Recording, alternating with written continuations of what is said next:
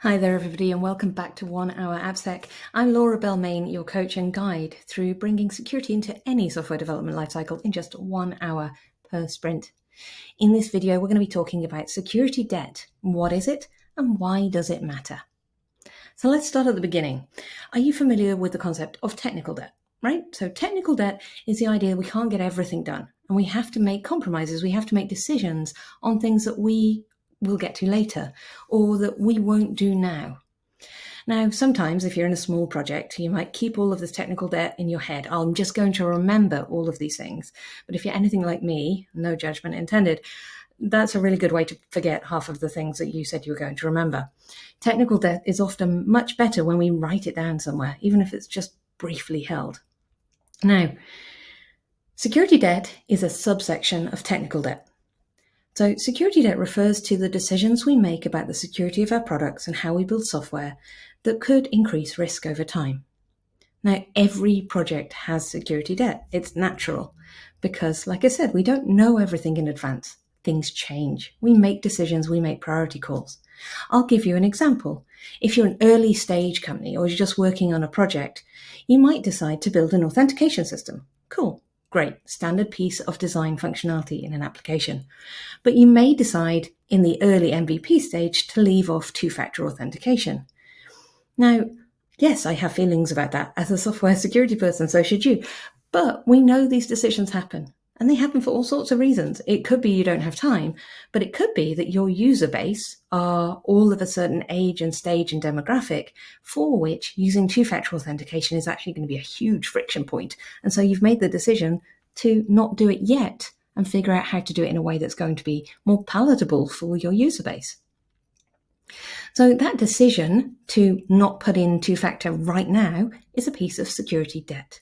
And this is something we need to record and keep track of as our project matures and grows.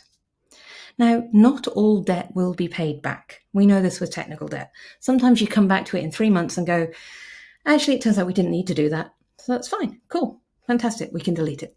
There are, in fact, some schools of thought where if you haven't paid off technical debt within, 3 months, you should just delete it anyway. But let's not get carried away.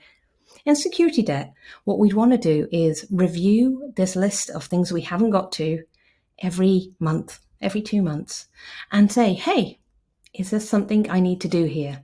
Has the risk changed? Is there a reason why we actually need to address this right now? The other reason for tracking your security debt is security, application security in particular, is a huge space. Over this program, we're going to do a little bit of AppSec every sprint, just 1 hour, but it's going to add up. And there's going to be things you realize as you go where you're like, oh yeah, I hadn't thought about that. Or, oh, I should do that. Or I didn't quite get this finished. Security debt is also those things. So use a security debt tracker, and we'll build one of those in a video later in this series, so that you can keep an eye on it. It doesn't have to be fancy, but it's a way of consciously deciding what security you do now and what you might revisit later. The other use of security debt is to track your progress in security. Now, I know most of us think that, having 0 on our security or technical debt list is like the dream, but bear with me, I don't think so. I think we need to have security debt, like we need to have technical debt, because it shows we're making priority decisions. But what we're looking for is a delta change. So what we're looking for is the idea we keep adding to our security debt list. It keeps growing. And that's good because that means we're looking for it. We're thinking about security. We are trying to make progress. And on the other side, we want to look for it going down slightly. So these are the things you've ticked off. You've completed a job. If it grows and never shrinks, then we're finding, but we're not fixing. If it shrinks and never grows, we're fixing and not finding. And we need to do both. So your security debt is a really good way of you seeing what's coming in. Am I thinking about security? And what's going out?